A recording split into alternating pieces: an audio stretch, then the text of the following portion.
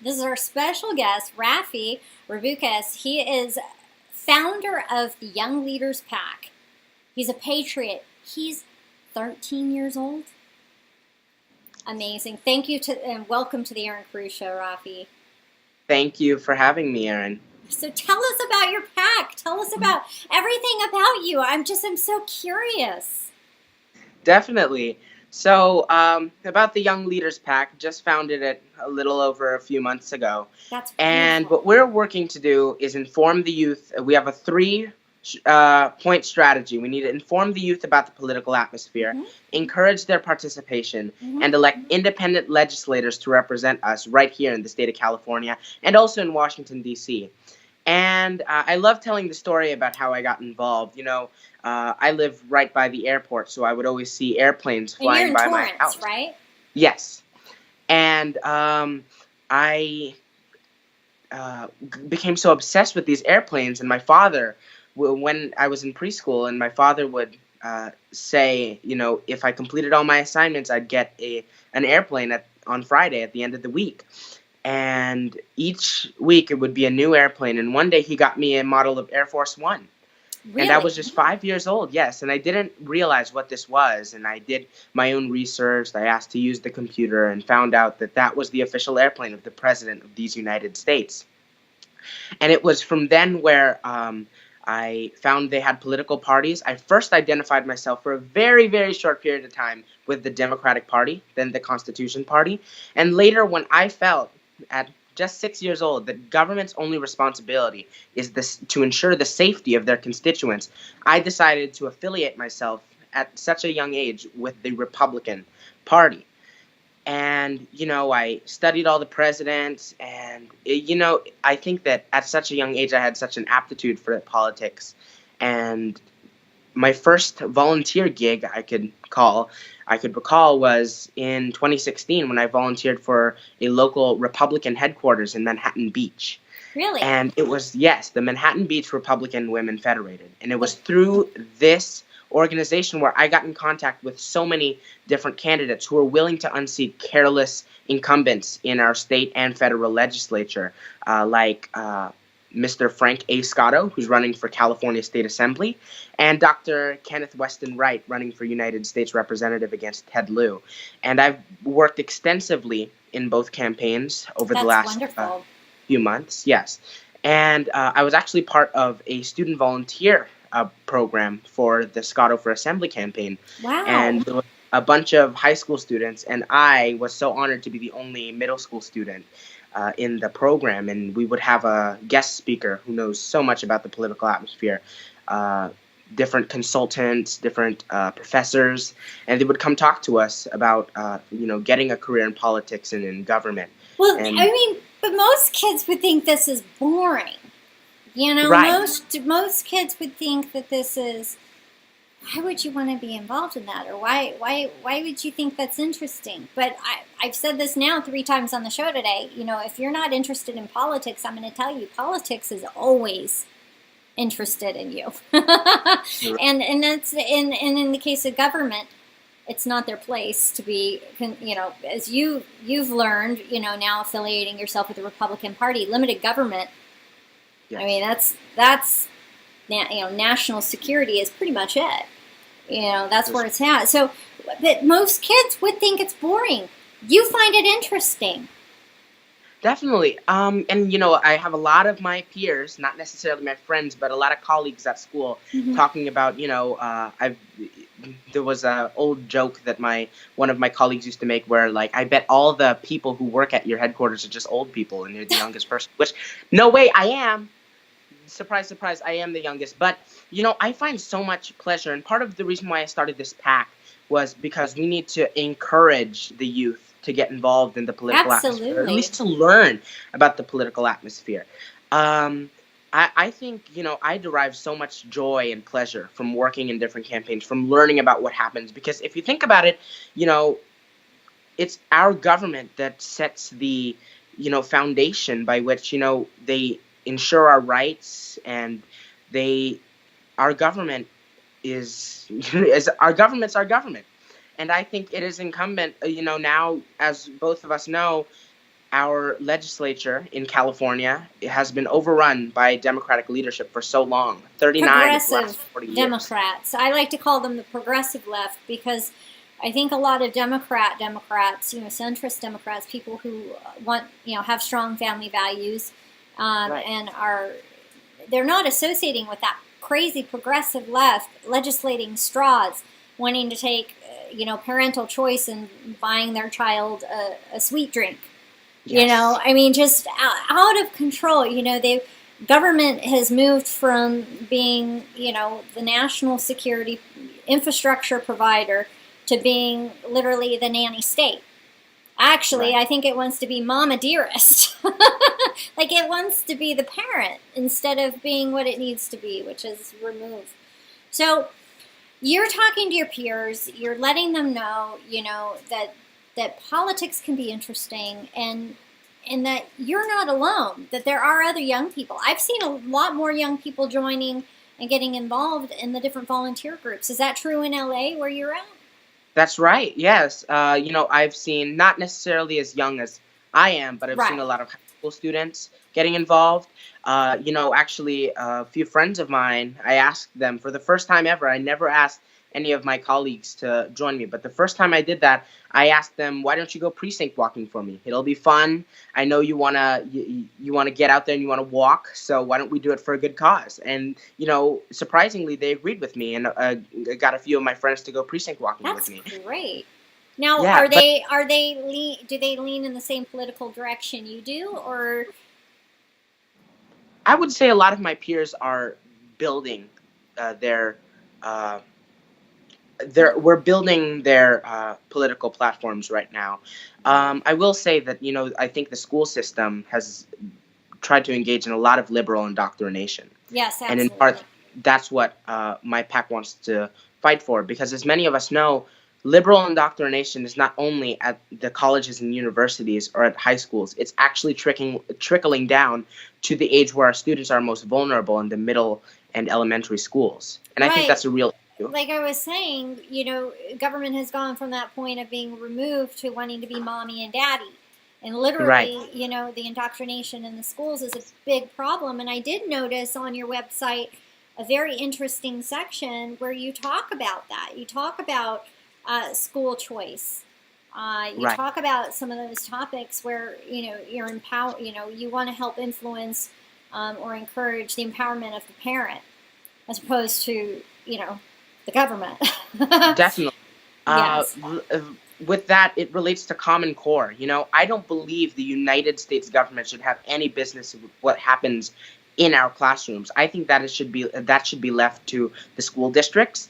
That should be left to teachers to decide what curriculum is necessary for the growth and proficiency of their students. So I think that, and talking about, you ran for United States Senate very and articulated that we need less tax and less regulations. And I Mm-hmm. think that the government, has no place or the federal government, to say the least, has no place in determining what should be going on in local classrooms. So Right. I also agree with school choice, where our parents, your zip code does not determine your destiny, and our parents, they need to help us and guide us in making decisions, and that should not be at the responsibility of our federal, and definitely in our not in our state government. Right. Right. The government has overstepped its bounds. So I'm so glad that you know you as a young man, as a young influencer, are speaking up because you have people's attention. That Yeah. was one of the reasons why I wanted to have you on the show, is because I have seen far more, and I think I've had four guests now that are younger, and we're seeing more and more. The youth are waking up, and there's something happening across the nation, and I think part of it is your parents. Yeah. Okay, I mean, you wouldn't be where you're at or thinking how you are, and you definitely wouldn't be doing the things you're doing without your parents' involvement and support. But it's also, part of the climate out there. It's probably conflicting with what you're learning at home. Yes, definitely. And you're not alone in seeing that trend, and we're seeing more and more of the youth come out, and And I really think that people, older people especially, resonate with the younger people. You say, well, yeah, in those Republican clubs, there are a lot of older people there. But yes, but they want to see the younger people there. The reason why they're there is because a lot of the younger people haven't been there, but they want more people involved. And, who are they going to pay attention to? They're going to pay attention to you. When you speak at these clubs, I bet they listen. Yeah, definitely. And I've gotten a lot of great responses. Support, I've had I'm hoping. Yes, definitely. I've, had the amazing privilege to speak at so many different engagements in the past a few months, and it's just been a really great opportunity, and after I speak, I get to engage with the crowd and I hear their stories, my son or grandson experienced indoctrination in college, and it's very disappointing, and frankly, it's disappointing and infuriating that the indoctrination is trickling down to our elementary schools and our middle schools. So definitely, that's part of how much joy I derive, talking to these people and hearing their stories. And I love the energy that goes into politics. Politics is mainly associated with the connotation of dirty, corrupt, boring. I have seen, I've made phone calls, I've gone precinct walking, I've seen the heart of politics inside of it, and I know that the politics is also full of caring individuals who know or who want to make a change and know what's best for their communities. It is, and I think that what the negative is and the corruption is, there are always good people and bad people in this world, and I think a lot of the frustration from the general public is they don't feel or think that they have a way to take action. Right. And they're frustrated because when they do, or whatever it is that they are doing, it's not changing anything for the better. But when they see people like you and other young people influencing, taking action, doing what you can, it inspires people. And that's really what we need, is a true awakening, especially in California, of the people, for them to realize, I can't do it all. You can't do it all. Someone else can't do it all. All of us together, working hard, will make an impact. But if we all sit back and think we can't do anything, nothing will change, nothing will happen. So I think that positivity that you see is partly when people get excited because they see you doing something, and it's phenomenal. Now, where are you wanting to go with this? I know that 2018 elections are coming, and you're really working forward. This isn't something you're just doing on a whim. I can see the passion in your eyes. Where are you going with this? Where do you see yourself going with this? Do you want to be a politician one day, or shall I say a patriot in office? Definitely. So when I was 8 years old, I wrote to the man himself, Larry Elder, perhaps one of the most conservative minds, geniuses in the Republican Party. And I had the privilege of, frankly, a lifetime to be able to guest on his show at 8 years old. And that's phenomenal. It was from this day where I saw, what was happening to our country. And, at just a young age, I wanted to be able to make a difference. So I'm still holding on to that ambition. I would love to start local and eventually make my way up to the state legislature. I would love to serve in the United States Senate, because I think that the Senate is perhaps the greatest legislative body in perhaps the world. And, to use my passion for everyday Californians into our national legislature, I think that would be a very big honor. And I always love to end my speeches whenever I speak at Dr. Ken Wright or even different local Republican organizations. I always like to end with, come 2048, and if our country is in need of new leadership, I will run for president of the United States. That would be phenomenal. It would be. It would be phenomenal, and there's no reason why that can't be. Our country is hurting. Yes. And, Obama, I remember he ran on hope and change, and I know you were rather young at that point, but he ran on hope and change, and it seemed like, and I had a guest say this last week, they said, you know what, during Obama administration, a lot of people, they didn't just lose their jobs, they didn't just lose their homes, they lost hope, they lost their dreams because the economy really, really suffered. And right now with President Donald Trump working so hard, we see actual hope. We see revitalization of our economy. We see some of the, reduction in policy, overburdening policies. We see so many great things happening, but we're still struggling. And when struggle happens, we have to work together. And I think that people reach out of their, bubble. And I think one of the best things that Obama did was wake up America. I believe that he brought us to the point where he realized not just Democrats and absolutely just not Republicans, but all of us, we have to actually change things. We have to actually get back to the place of limited government. And to the point where our youth, like you, are getting involved in politics. It's just phenomenal. It's just phenomenal. And you'll be president one day. I'm really looking forward to it, Miss Cruz. But I wanted to mention that a lot of people are still a little bitter towards the president. You mean President Trump? President Trump, yes. Associating him with negativity. But if you look at any metric, our GDP is now at a whopping 4%. They said it would. Unemployment, African American unemployment, they're all at record lows. Right. And, Judge Pirro said it beautifully. You look at any metric by which what happened after President Trump was inaugurated, we see a lot of change. We do see a lot of hope. And we see that, we have people, everyday people, getting back on their feet. Mm-hmm. And, real change, like real and actual and change. realizing they can achieve the American dream. Mm-hmm. Absolutely. Mm-hmm. We're re-energized. Yes. I've, from a young age, my parents emphasized the importance of hard work. Mm-hmm. And it was through their example I saw, my father invested in this profession and my mother as well.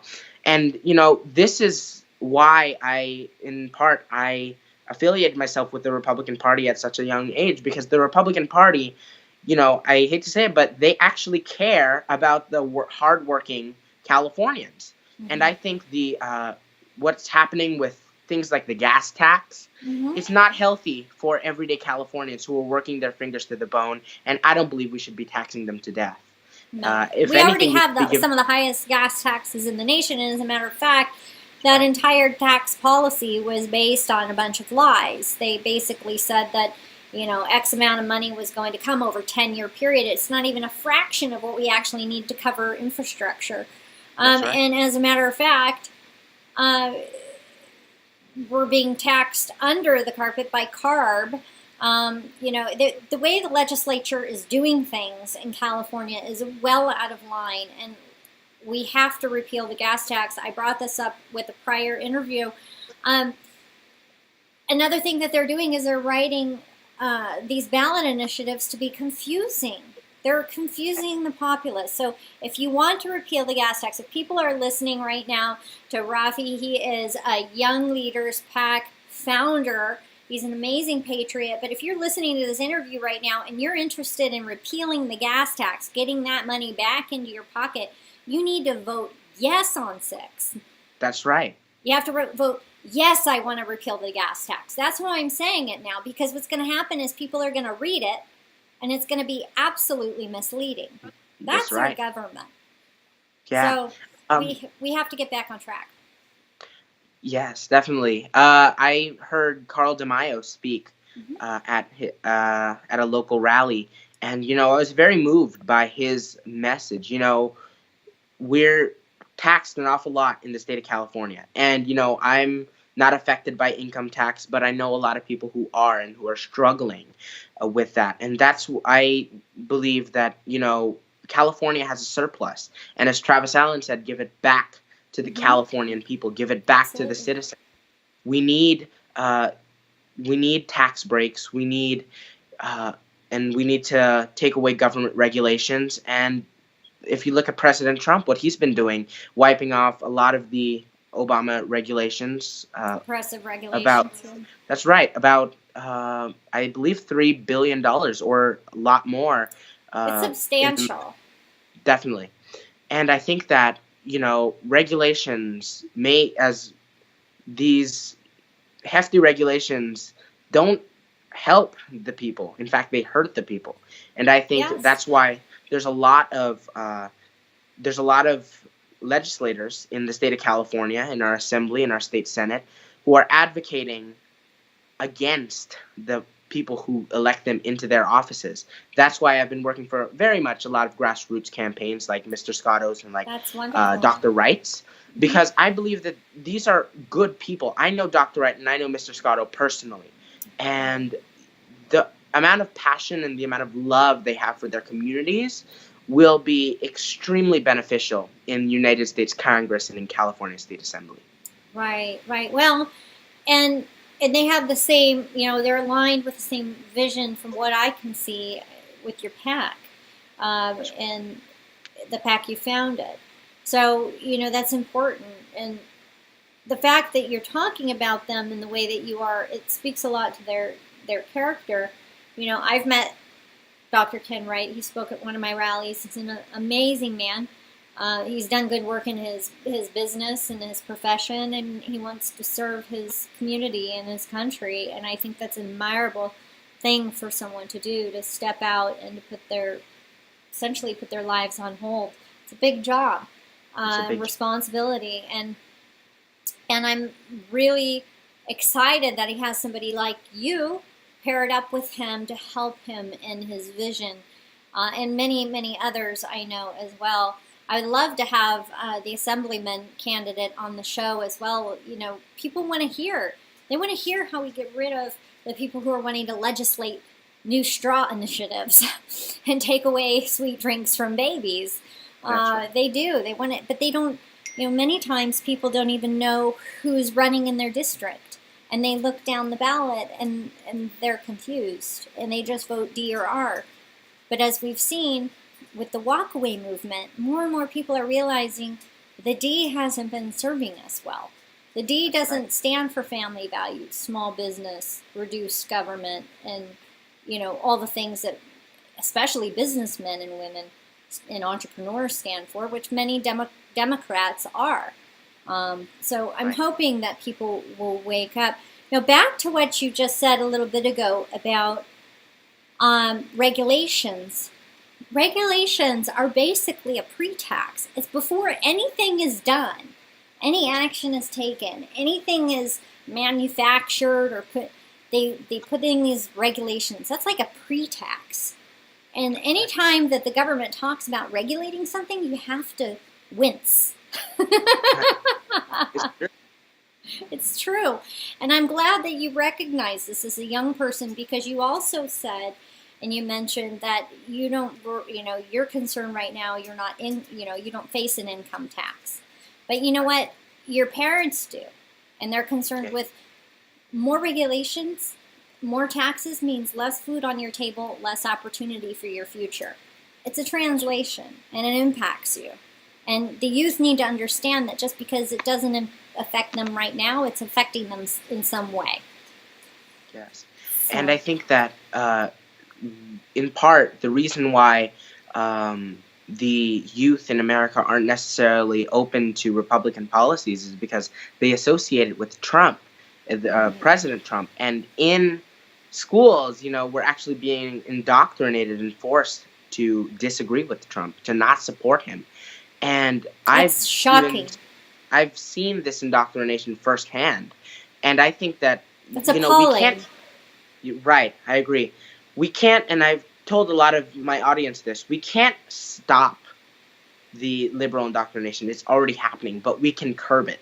We can, and that's what my PAC is trying to do. We're trying to inform the youth about the political atmosphere and about conservative principles and conservative ideals on platforms that they use a lot, like social media, like different websites. Reach them where they're at. Yeah, we can't have a presence at school, but we can definitely, the Republican Party and conservatives can have a presence on social media and on the web. Right, right. And in the case of your PAC, you can influence and support those candidates, which will further the initiatives and visions, what you talk about. Now, I want people to be able to get involved and to Yes. learn more about you and your movement. Can you repeat your name, your PAC information, and also share your website? Definitely. My name is Raphi Rebucas. I'm the founder of the Young Leaders Political Action Committee. Our website is at www.rebucas.com. That's REBUCAS.com. And together we can reset California. I always like to say that, reset California. What does it mean? It means we need stronger border security. We need to stop liberal indoctrination, and we need to inform the youth and get them engaged in the political atmosphere. If you've enjoyed what you've heard and you feel that you'd like to contribute, there's a donate bar in my website. Another thing is I feel it is incumbent upon modern day adults to aid the youth in their journeys and political endeavors. So with that, I hope we can get your support. I thank you so much, Miss Cruz, for allowing me the opportunity on this show. Absolutely. And I had it's been a pleasure to talk about. Of course, absolutely. And we're going to have you on as the elections, we're really getting people familiar with the political groups that are out there, that the patriot groups, different people are doing activism like you have PAC. We want to unite people. So we're definitely going to have you back on if you'd be willing to come back on as we come forward towards the November elections, just to freshen it in people's minds. Such an important place to be, bringing the youth and engaging the youth. So we'd like to help, have you back on to help inspire. Definitely. Thank you so much. Thank you again for being on the air. To hear more and to learn more on how you can make an impact or about the Erin Cruz Show, visit us online at erincruz.com. That's ERINCRUZ.com.